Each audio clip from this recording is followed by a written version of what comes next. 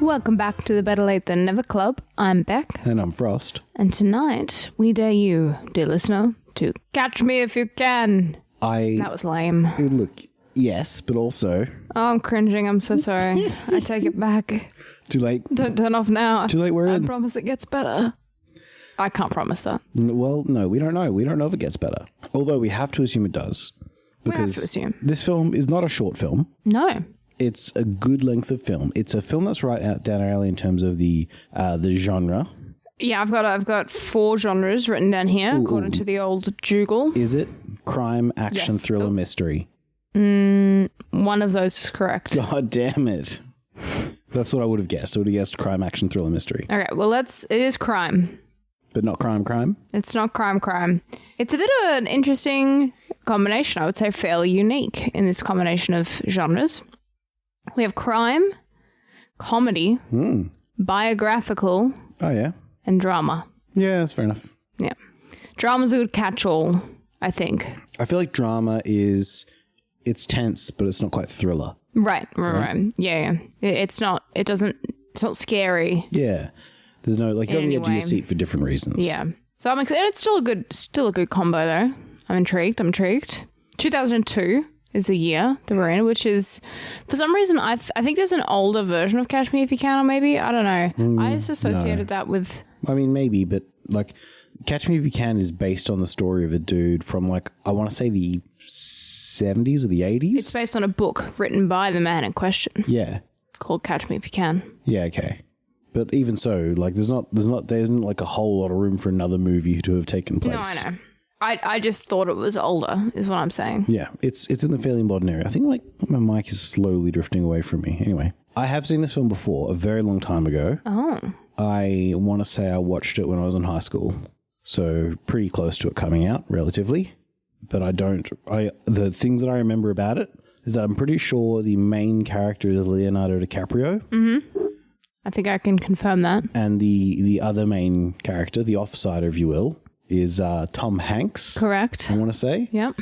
And there's also a few other, like, star-studded cast members. Mm-hmm. But I couldn't name them. I haven't written those down. Those are the 2 names on the poster. Yeah. Those are, like, the big ones. Yep. But yeah, I did remember on my brief look at the cast, it looked pretty high value. Like, high value meaning, like, big recognizable names that have maintained fame from 2002. Yeah. How you doing there with your mic? You look like you're in distress. It just keeps moving away from me, and I'm like craning my neck. It looks like it's bullied you into a corner. No. This is where I want to be back here. Okay. But then it keeps, like, slowly moving this way until I crane my neck further forward until it's like I'm supporting my head. I'm like, what's going on? Anyway. No one should support their head. No. What else do you know about this film, Beck? Tell me the chat. I don't know a whole lot other than what I've gained through this research. So now I know it's biographical, so based on this one guy's story, who is played by Leonardo DiCaprio. Mm-hmm. I think I did already know that it was about some guy kind of on the run, like perpetually on the run. I'm not really sure what he's looking to achieve or what. The name of the film is a pretty big giveaway for that. Big giveaway for that one. Other than that, I don't really know anything else. I don't really know how comedy comes into it or what crime particular he's, aside from perhaps identity theft, which would make sense for someone on the run. I don't know. I don't know what he's doing. I don't know what his end goal is or if it's just crime for the sake of crime. Well, it's definitely not crime. Crime. No. It's no Godfather. Look, I remember this being a very entertaining film. I don't remember if it was like top tier film. Year. Well, what I can tell you is that it was the 11th highest rated movie of 2002. So, still pretty good. Didn't quite crack the top 10. Man, with DiCaprio and Tom Hanks, and it didn't crack the top 10? No, it was just beaten into the 10th spot by Minority Report. Oh, wow, yeah, fair which enough. Has the same director. Oh, wow, he did 2 in 1. Jeez, what a year. Of course he did 2 in 1 year. Our director is Steven Spielberg.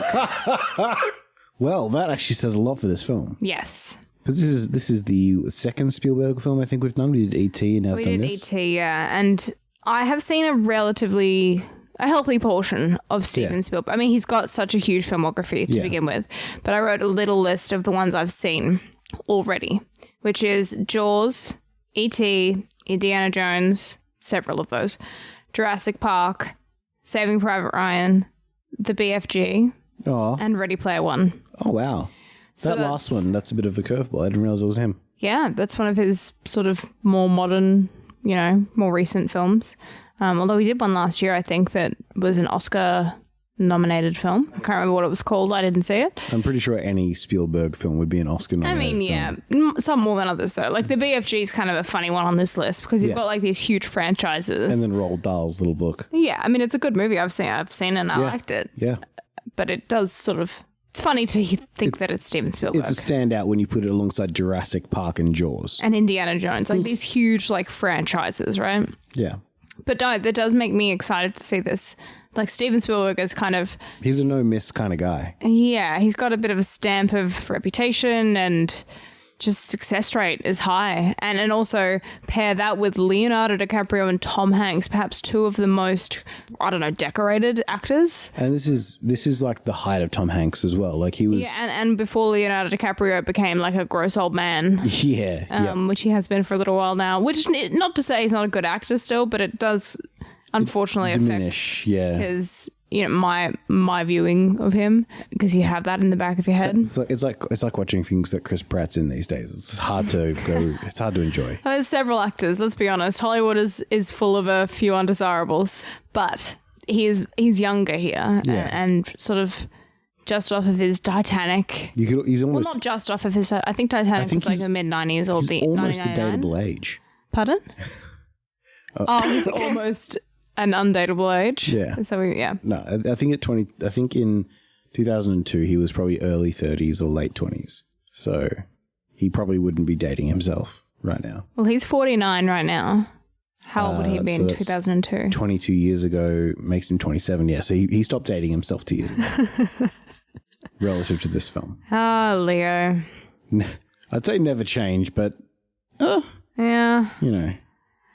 So, I'm excited to see this film, and we should probably strap in because it's 2 hours and 20 minutes, if I recall, and it's 141 minutes. It's already pretty late, so we're gonna turn these mics back on close to midnight.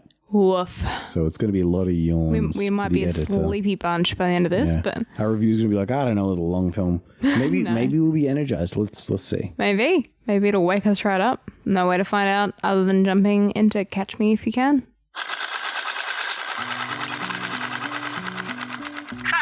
FBI agent Carl Hanratty, who was visiting a mysterious prisoner in France called Frank Abagnale Jr. 6 years earlier, we find young Frank living with his parents in New York. Not all is well, with money troubles and infidelity plaguing the family. Frank decides to abscond and begins hatching cons and scams in order to make money. This soon turns lucrative, and his forgeries draw the attention of the FBI. Carl, remember him from the start, is hot on Frank's heels but can't quite pin him down. Frank continues to pose as various high society professions, including a pilot, doctor, and lawyer, avoiding FBI capture once more and eventually escaping to Madrid. Years later, Carl eventually tracks Frank down in France and convinces him to surrender, and Frank is imprisoned. Back to where we began, Carl brings Frank back to America to serve more time. Frank finds out his father has passed and his mother has a new life and another child. The two stay in touch, and Carl eventually advocates for Frank to work with the FBI for the rest of his sentence, given his expertise in fraud and forgery. Here's some deeper thoughts on the matter. So I think the moral of this movie is that crime pays. Yeah, that's my takeaway. Yeah, that's definitely the takeaway. Yeah, for sure. Multimillionaire only did about 5 to 7 years in jail. And I guess you could argue that he then was still in custody after that with the FBI. For a little while. But still. Right. What's a little bit of... He just was under corporate custody like the rest of us. Yeah, I was going to say, I'm a wage slave. Yeah.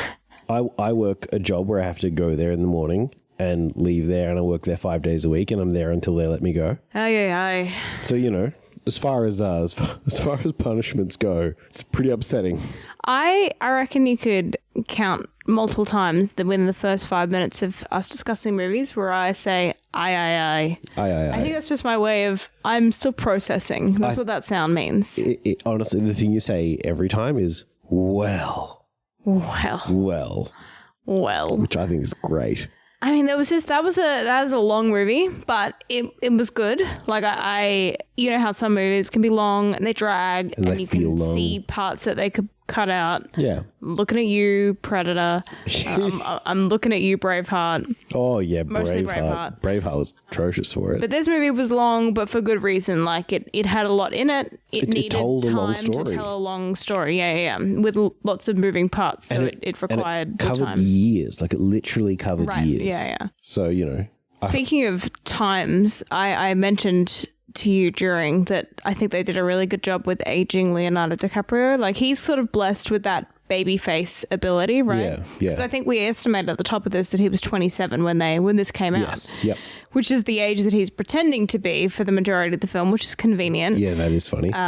But he's actually meant to be in the film 17, well, 16 to 17, 18. Yeah. And then, whatever. No, I think they did a really good job. I think just generally, they both did a fantastic job, both Tom Hanks and Leonardo DiCaprio. I'm surprised neither of them got nominated for an Oscar for this. Well, that is surprising. The fact that Spielberg had 2 films in this year, and Minority Report was one of them. And in my memory, like, Minority Report was a cool film. Mm-hmm. That's the one with Tom Cruise, and it's like thought crimes, right? Yeah, thought crimes, exactly. Yeah. They're like predicting the future, and if they get a quorum on it, blah, blah, blah. Yep. And it's a cool concept for a film. Probably, again, was a book first, who knows. But it's a cool concept. It was really well done, but I don't know if it beats this in terms of like a compelling story. This is a real thing that happened. Well, it's based on a guy's book. A lot of it is, I think, not that I don't believe him, but I think part of it, it's sort of like he's alleged that he did. Yeah. Like, you know what I mean? I'm not 100% on that. I haven't read the book. Yeah. But I'm sure some of it can be corroborated with the fact that the FBI had a case file at him. Well, of course. You know what I mean? Like, to some degree, he did those things because there is an evidence trail that he at least did some of them. He might not have actually worked at an ER. Right. Wikipedia on the movie says that the truth of his story, the real Frank, is heavily disputed. Oh, yeah, well, of course it would be. Which, says a lot about. Which, yeah, it is a crazy story. The one that got me the most was the doctor part, because it's one thing to pretend to be a pilot, and really all of that entails is wearing the uniform and getting like free flights and talking lingo. Yeah. But at no point did they show him in charge of anything important, because he's not. And then same with the lawyer part. They sort of skim over. I don't think he ever was in charge of anything. He wasn't doing it for very long, right? No, not that either, yeah. But the doctor part, oh my God. Yeah. Well, the gig that he had, though, was like babysitting, right? Right. So as soon as... It was like the night shift. Yeah, they call him in. And I don't, like, it's, a kid's bicycle accident and he's broken his tibia or whatever. And he can't handle it because he's only seen stuff on TV where it's like, yes, this is this. And do you concur? Yes, I concur. It is very funny how he learns it from TV. And then, like, the scene with the judge, he's like being a TV lawyer, and it's very like big act. The judge is like, what the hell are you doing? Yeah, because this is not how lawyer works, my guy, which is very funny. I did enjoy the reasoning behind the sort of inspiration for his crime spree, if you will. It's very sweet that he's inspired by trying to essentially reunite his parents and get back to this romantic, idyllic childhood and family life that he's had. Like, everything was good until the government took their money, and then everything went bad. So if he can just give them back their money, it'll be good. It's sad and sweet, and it is also interesting because it's like, I wonder how much of this is how he thinks business is done. Because his dad, it's implied that he is a bit of a fraudster. Crook. Yeah, in his own right. Hence why the IRS has a problem with him. Yeah, so his dad was a bit of a crook. Right. And one thing they never really explain, because I feel like the film it's from his perspective mostly, I feel like the audience is meant to sort of see the world through his eyes, and so the film idolizes his dad. It doesn't really go, well, he's a bad guy, so as it should. It's Christopher Walken. He should be idolized. I do feel a little bit like his mother is demonized a little, in that she has an affair, which is no good. We can all agree on that. But she leaves him, and we don't really know the full story. He's a fraudster. He's like lost everything, right? Like, they lose their house, they lose their car. You know what I mean? Like, they lose the store. Like, potentially, we don't know the full story, but Frank's dad, Frank Sr., has defrauded their way to like complete ruin for the family. And she's like, well, this isn't the life I signed up for. I wonder if, because you just said you know, from the perspective, she is villainized. Right. And I wonder if because it's from Frank's perspective, he sort of holds her to account in a way that he doesn't hold his father to account. That's what I'm saying. Right? Yeah, that's what I think is the case in the movie, which is it's a bit unfair, obviously, because we don't get to see the full picture. We just have this, like, his childlike view and this feeling of betrayal he has because of his mother, which I fully can agree with. I mean, as a kid, if I had discovered one of my parents was cheating on the other, I would be incredibly angry and betrayed, and yeah, definitely you side with the quote unquote, you know, betrayed parent. And right, and then you would go on a multi-year international crime spree. Multi-million-dollar forgery exactly, spree, correct. Yeah, that is the natural consequence. Yeah. One thing leads to another. Question mark, profit. I will say, if we're talking victims of this story, Brenda. Oh, yeah, poor Brenda. Poor Brenda. I hope that her parents didn't come down too hard on her. Yep. Yeah, it's pretty rough. And I don't blame her for cooperating with police, given how much he lied to her. They put the screws on, and all they need to say is, like, things could be very bad, and, you know, she's a good Southern girl. She just wants to do what's right. Don't want to ruin her family. Like, exactly. So, well, you know, he just said he'd meet me. Well, where is he going to meet you, Brenda? Well, he just said that he'd meet me. I don't think I should tell you.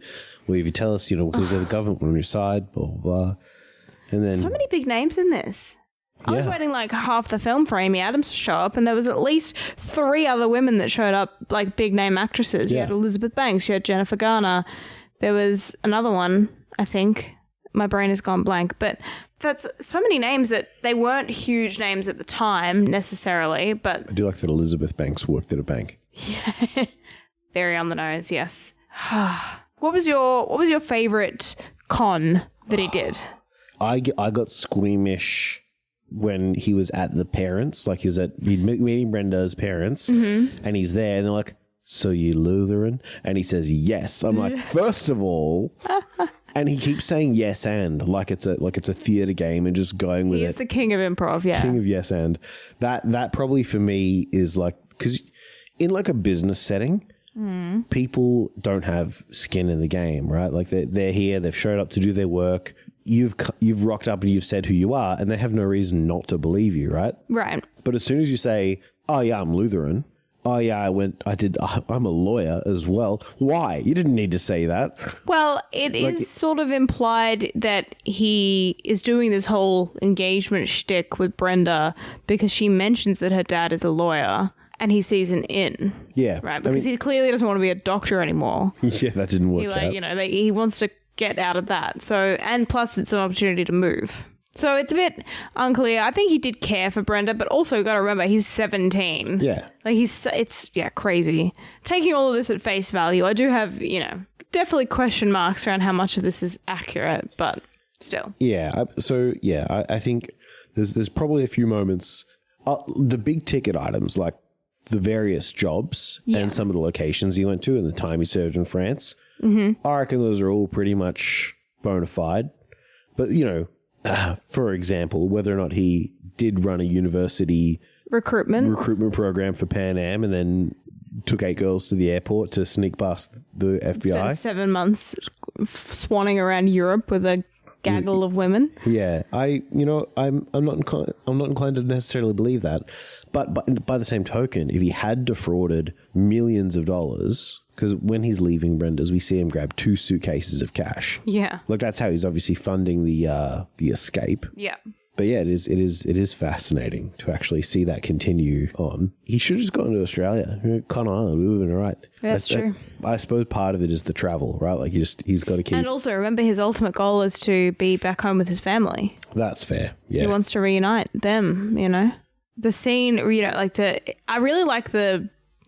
I don't know what the word is. I guess the breadth of genre and theme throughout the movie. Like there is funny parts where he is conning his way through, and it's kind of funny to see the interactions that he's getting away with and people believing him, the way he's, you know, using his charisma with all these girls especially. It's, you know, there's some pretty funny parts, and then there's some really sad parts with like the bit at the end where he finds out his mother's had a kid and it's basically just new life. You know, she's moved on and is having the beautiful life that he wanted for them. She's done it all on her own without him. Right. So there's a real roller coaster, I guess, of things, but not in a whiplash kind of way. In a real believable, this is real life. Yeah. Wow, as real life as a crazy con artist's life can be, but still. And even like his moment of, I guess, borderline insanity when he's in France and he's at the printing press and kind of is losing it, right? Yeah. Because he's been on the run for now like 7 months straight throughout Europe. Yeah. So that I was just about to comment about how impressive DiCaprio's acting was. Yeah. Because it's like he's manic at that point, you know? Checks going everywhere, landing on his head. And then like he's like, oh, you're lying to me, Carl. You're lying, right? It's a good con. Because you would just start to doubt everything. Like you'd have this, I'm lying about everything. It's so easy to lie. I wonder if he was actually like a sociopath or something. Right, like having the capacity to lie so easily. Maybe. I mean, that is I guess a sociopathic tendency or ability to be able to lie without any sort of tell. Yeah, and not really see an issue with it, maybe. Yeah. It is such a fascinating story. There's a few stories throughout history of criminals who are so good at what they do, they end up working with the authorities to catch other criminals of their kind. It's very Hannibal Lecter. Yeah, there was that serial killer, Kemper, I think it was, Ed Kemper. Ed Kemper, yeah, maybe. I can't remember if he was one of them, maybe. But it's a fascinating thought that someone can be so good at being bad that they get this weird sort of, they come out the other side respected. It's such a funny, it's kind of top of their field. Yeah, literally. And like, I guess it feels not as bad with this kind of thing because it's obviously on a huge scale, but it's still white collar crime, right? He's not killing people. He's not really hurting anyone. Yeah, he's hurting finance institutions pretty much exclusively. But right? big companies, which we can all agree, they can wear it. Yeah, you know, it was kind of cathartic to see some bank fraud, frankly. One of my favorite aspects of this is trying to remember the fact the whole way through the movie that this is a kid. Yeah. Because obviously he does such a good job and his whole shtick is pretending not to be a kid. So sometimes it's hard to remember that he is meant to be a kid or 17, 18. And also the actor is 27. So. Right. Yeah, exactly. So there's a little bit of suspension of disbelief. But I think it's really sweet and adds to the whole humanity side of it that he, starting on the first Christmas Eve of his being on the run. Yeah. He calls the cop or the FBI agent Carl and starts this relationship, this back and forth, little obviously it's antagonistic for the most part. But as the years go by, it ends up becoming this much more like a father-son situation because Frank is so devoid of parental love and input and support, you know. Obviously he visits his dad a bit, but ultimately doesn't have... And that's what he's craving. That's what he's doing all of this for. It's how it all started. And he ends up finding it in this detective who is dedicated to catching him, but ultimately, I think, grows to care about him. That's what it demonstrates, is that he cares about him enough to, you know, follow through on getting him out of the French prison, advocating for him to come work at the FBI. And then I think, you know, obviously values his input enough. And I think sees the humanity in Frank. That's, I think, why he's probably not a full, like, psychopath, that he does have these, like, connections that he forms and he does care. It's not like a careless attitude completely. I think it's kind of one of those things where you can rationalize that your lies aren't they're mostly not hurting people. Yeah, they're pretty harmless lies. In fact, they're probably making a lot of people's lives better. Right, like he's going around making everyone feel good about themselves, you know, for the most part. So, and the only people he's really defrauding is some bankers' bottom lines that he never even sees. And stuff. Right, but like they don't. I mean, is PanAm still around? Maybe this is why. I think they got purchased. I think they got, because PanAm is Pan America Airlines. I don't know. Anyway, but no, it's just a really good movie. It was hard. It was hard for me. I personally, you know, there's certain things in movies. I don't know if we've watched one yet, but if people don't know, Frosty especially struggles with like really awkward British humor. That's something that makes you squirm in your seat. Yep. I can't sit still. I actually have to walk up and pace up and down the room. So that's your struggle point is that particular type of comedy.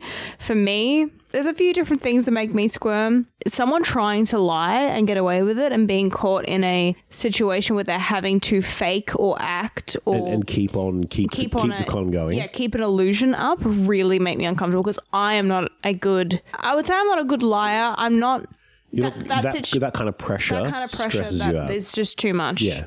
Mostly because of the high stakes involved in this kind of thing. Yeah. I mean, for the most part, though, if you really think about it, like if he got caught out in that lie, like, "Are you a Lutheran?" You know, "Oh, yes, I am a Lutheran." "Oh, well, say grace." And then he starts to say, and the father goes, "Lutheran grace starts with, Hail Mary, Mother." Do you know what I mean? Like, yeah. What are you doing? And then, "Oh, you went to Berkeley? Well, was this old teacher there?" "Oh, yeah, old Mr. Stonks, he was there." There was never a teacher called Mr. Stonks. Do you know what I mean? Like, the stakes of getting caught in that lie is, "Yeah, you got me. I was just trying to impress you. Well, I don't think you're good for our daughter. In fact, I think we're done here." Do you know what I mean? Like, they're not going to report him to the police. Right. Yeah, I guess. I mean, yeah, there's definitely different levels within the movie of lies that you can say and get away with and stuff. But like, for example, definitely the highest stakes one, I feel like, is when he's in the ER and they called him for a consult. Oh, no. The highest stakes one is when Carl comes to his hotel room and he pretends to be a Secret Service agent. Yeah, okay. That's the highest stakes one. I've changed my mind, by the way. You asked me before what my favorite con was, and I said the dinner where he lies, and it was just ridiculous. My favorite one is actually when he pretends to be the substitute teacher at the start of the movie. Yeah, that's pretty premium. Because that is very harmless and very funny. Yes. And like, he didn't really defraud anyone. He just embarrassed a bully. Yeah, as he should. As he should, because he speaks French because his mum is French. So yeah, it's perfect. Yeah, that is true, and it's such a good setup for showing that just like he's got that sheer confidence. It's like it's unbridled confidence, which is, as we all know, such a gateway to things in life. Yep. I mean, that's how there's plenty of people who are in jobs that they can't really do, but they just have sheer unbridled confidence. Why are you looking at me like that when you say? I'm not. And it's a big reason why I struggle with things is that I lack a lot of confidence. Even if I can do something, this is going to sound like a big poor me moment, but it is true. Like, I don't have that. Frank stole all of your confidence. I don't. Yeah. I think of it as like straight white man confidence we just watched Straight White Man Confidence, the movie. Exactly. That's really what that was. Yeah. That's the alternative title. That was the working title. Then John Williams said, "I can't put a score to that." Yeah, John Williams is such a good score writer.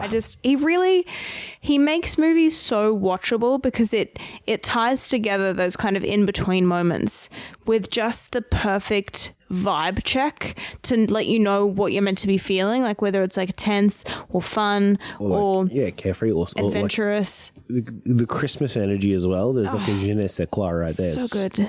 There was a point, we paused the movie, I had to get a drink of water or something, and I came back from the kitchen whistling the Jurassic Park theme song. Yeah. I haven't watched Jurassic Park, and I haven't heard that song in a long time, but the kind of music that John Williams makes is just so him. Like, it's so identifiable, and that just put that straight in my head for some reason. He's an icon, for sure. He is and will go down in history as one of the greatest film composers of all time, I would wager. Do you want to know something I found distracting? Yeah. Tom Hanks's New York accent. It wasn't bad per se. Like, I'm not exactly like a connoisseur of New York accents, but it was jarring coming out of him. It just, I think I've seen enough. I've seen a fair few Tom Hanks films, and it's not Tom Hanks's accent, and I know that.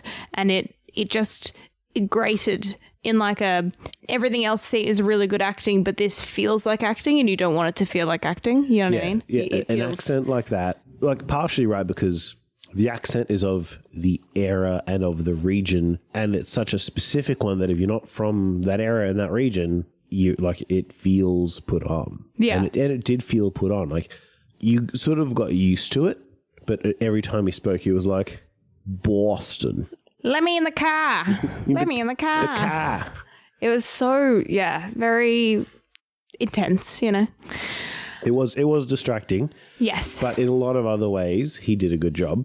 Just so you know, you can't fault him. No, he did a good job, yeah. Much like when we're watching the Olympics and we're like calling out the people who do well and oh man, what an unfortunate mistake. I guess we sort of have to remember that he's a lot better accents than I am. It's true. Yeah. And I can't, maybe that is what New York really sounded like in the 60s. Yeah. I don't know. It's also like a different era, right?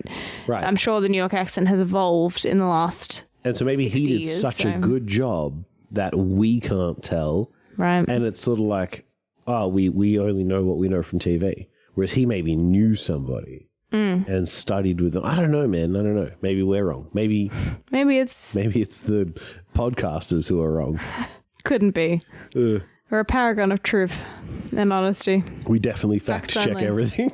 Well, I'm not surprised it was a successful film. The only awards nominations that were given for this that I could see were Best Supporting Actor for Christopher Walken. Yeah, and he deserved it. Best Original Score by John Williams. Obviously. I mean, I feel like they just have his name. They just have John Williams' name pre-printed on Best Original Score every year. And then they just write in on pen what movie it was. And it was like, if he didn't do one that year, they just like put it in anyway and see if he wins for... I am surprised. I'm not surprised that John Williams didn't win Best Original Score for this because whilst you could tell it was John Williams' score, it had his fingerprints all over it, there wasn't an iconic Catch Me If You Can theme song. You know what I mean? Like, there's the Jurassic Park hook. There's the Raiders of the Lost Ark hook. There's the Star Wars. Yeah, but they're much more fantastical and they can sort of have a through line, I feel like. This was so much more the story of someone's life where there was too many eras, I guess, that Frank went through that I feel like it would be hard to tie it together in a single lick I of think music. if we went back, this would be fascinating, but I don't have the patience for it. I think if we went back and watched the movie and somehow turned all of the dialogue and sound effects down and just turned the music up, I reckon there would be a byline. I reckon there would be a through line of music in the score. I just don't think it... Because in my mind, it's sort of... I can't hum it or sing it because my throat is shut to heck right now, but this sort of like oscillating note that with sort of the right cadence can be quite tense or quite hopeful. It's just like dun dun dun dun dun dun dun dun dun dun dun dun dun dun. Like it's not much. It's Can I have that again real quick? No, you can't because I have a coughing fit. But it's so I reckon there is a bit of a through line, but it's just no Jurassic Park or Star Wars hook. That's fair, but I don't think it needs it. It's not like missing something. But I'm just saying I can see why he didn't necessarily win Best Original Score. I guess that's fair. It's less of, it was, the music was a really good accompaniment to the film, but it wasn't the focus of the film. Yeah. I'm just reading a little bit about the inaccuracies from Abagnale himself. Oh, interesting. Because he's obviously still alive and talks about the film. Apparently he's only seen the film twice. He never spoke to Steven Spielberg about it. Like he wasn't involved in the making of the film. But he did write the book that it is, of course, based on. Yeah. But some notable inaccuracies, if you will, is that he had 2 brothers and a sister. So he was not an only child. Interesting. His mother never remarried and had another kid. That never happened. Fascinating. Which is, but I guess, if you think about it, I think like most films do, those 2 facts, they just heighten the emotion, right? Yeah. Even if you took them away and did it more accurately, the bare bones is still there of the cause and effect of, anyway. Other little things, apparently he never saw his father again after he left home. So those visits that in the movie he has with Christopher Walken, they aren't factual. But he probably did write to him, and I think these visits are a more cinematic way of having those transactions. Potentially. And a kind of an innocuous one. He escaped through the kitchen galley, not the toilet, from the plane. But that's crazy that actually occurred. That he did escape a plane. That's actually really funny. Right? It's no, I did escape a plane, but I didn't go through the toilet like a sewer rat. No, I went out the kitchen galley. Like an esteemed gentleman, yes. How did he get to the kitchen galley? Being alone in the toilet, I can kind of understand. But how do you sneak off to the kitchen. Like, surely... We've seen... It shows that he's like the most charismatic man on the planet. I'm just saying Carl is not a very good cop. We also just watched Flight Plan. That's true. You know, there's so many ways to escape people on a plane. So many accurate details of flights on Flight Plan. Mm-hmm. We've had 2 aircraft themed movies in this season already. We should probably... This isn't really aircraft themed. It starts with him pretending to be a pilot, but you could argue it's just as much hospital themed and Lutheran themed. Yeah, look, fair enough. You know what I mean? Oh, it's crime themed. We've had a lot of crime, sort of. Yeah. I mean, crime makes for good movies. It does. Especially crimes like these because they're so... fantastical almost like it's not, and also I'm inspired to go out and forge checks right now.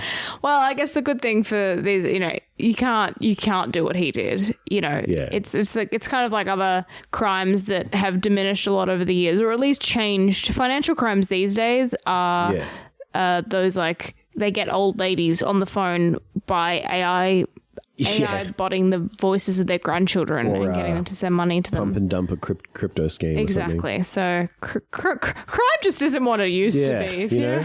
We should just go back to robbing US postal carriages, you know? Just like the Wild West. Good old days. Like the good old days of crime. It's like that John Mulaney bit that I always think of when I think of the good old days of crime. It's like, we're the Suggins gang, and then they'd spray Suggins into the side of the barn, and bullets were basically free back then. I don't know. I butchered it, but it's a funny bit. We forgive you. Are you ready to rate this film? I am going to be ready by the magic of editing. All right, shoot. Wait. No, wait. Are you ready to rate this film? I asked you first. It's true. Okay. It's just that you usually rate it first. That's true. I guess if we're keeping up tradition. Yeah. How do I know you're not copying me? Well, because I've already thought of my number. Ooh, bold. Tell the people what you want them to believe. Is that true, Frank? Is that true? I would like to rate this movie 9 air stewardesses out of 10. I really enjoyed it. That's a lot of air stewardesses. It was a long film, and I think it was well done. Yes. You were dead right. It was a long film, but it didn't feel like a 2.5-hour monster. It felt like a long film only because I need to go to the bathroom now. That's how I know it's been a long film. But I didn't suffer through it. No. For me, it's 8.2. What do you mean those check numbers mean something out of 10? I don't think that's an actual quote from the film. No, the FBI guy. Yeah, the FBI guys, when you explaining the checks, I don't know. No, I get it. I thought that was really funny how the FBI guys and the banking fraud... Well, because at the beginning, they're like, no one cares. Yeah, it's no one not cares. an important crime until he starts doing it in the millions, right? I did like that through the course of the film, Carl's department goes from being him and one guy to a whole office because financial crime has apparently just skyrocketed. Yeah. I also in contrast, Frank gets so many people to explain crime to him through convincing the girl at the bank to tell him about the how checks work, and he just kind of acquires this knowledge from all these various sources, and it's great. One of my favorite vehicles in a movie is where they have to explain to the viewer what's going on. Yep. And to do that, they have to have two characters have a conversation in character about what's happening at a level that they would never have this discussion because they're both professionals in the bank check crime fraud industry. I mean, you say that, but I guess the point being, the scene in the FBI when Carl is explaining the thing, the problem with the checks, is the implication is that he is explaining it to a broader audience of FBI agents, not just the fraud department. Yeah. So it does make sense that he's explaining it on a much more simple level. This is a well-written story, right? And I don't think that's a problem. The way that they did that particular scene, the one scene that made me, that pulled me out of my immersion, if you will, and made me think this thought of, this is how we're being explained to. We're being explained to. And it's actually not even a technical thing so much as they go to a house and it's Frank's mother's house, but we haven't seen that house before. So to establish the scene, one of them says, I can't even remember, it's Carl. One of them says, what are we up to? Number 52? Who's this? Yeah, Miss Abagnale. Miss Abagnale. That's how they sort of establish the scene that they're... That really took you out of it? Well, no, because it's they're not going to walk up to the front door and not know who they're there for. You know what I mean? Right. It's just... It seemed pretty natural to me. It was, but it's also like that. It was that moment. It's like they know why they're there. Yeah, but they're like going down a list of names. Yeah. So it makes sense. They're like crossing it off. Yeah. It was just, I don't know. It was just that moment in particular where it made me think about those kinds of scenes where you have somebody explain the numbers, or you have the scientist explain to, you know, the Marine on the team about why something's happening, because, you know, thick, dumb Marine is not much smarter than the audience member. So that lets us get in at the right level of information. I don't know. I was saying it's one of my sort of favorite tropes of movies. Right. Is explaining plot through character dialogue. Effectively. Oh, yeah. Yeah. It's fun when it's done like well. It's funny when it's done badly. Like it's always good. Yeah. One of my favorite scenes, thinking about it with Christopher Walken, was when Carl goes to him and is asking about where his son is, and he immediately lies about his son being in Vietnam. Yeah. Just so easily. And that is like such a perfect, like, this is where Frank gets it from, is having seen his father probably do this in various sort of rather innocent ways potentially over the years. Yeah. Like they get like the suit and all of that at the beginning with his father and the bank and the car. It's such a good setup for showing how it's not even that long of a section of the film, but it really establishes why Frank Jr. is the way he is, and that's really good. Well, that's Catch Me If You Can from 2002, and turns out they can catch you. It's a good film. I would recommend you watch it. Like, honestly, even like the start of the film starts with them catching Frank Abagnale. It's no secret that he gets caught. Yeah. But that doesn't really matter. The whole film is worth a watch. Like, the dialogue is interesting, the characters are interesting, the acting is good, the sound is good. There's funny moments that we haven't even talked about, because there's so many just little moments that are just, you can see it happening and you're like, this isn't going to work. And then it works. Like, what is this? And the whole time you think this is unrealistic and fantastical, and yet... Based on a true story. Although, you know, heavily disputed. Well, I mean, he escaped through the kitchenette of a plane, Bec. I know. So... I'll take his word for it. You know, if the only thing is that when they put him in the toilet, he was actually in the kitchen.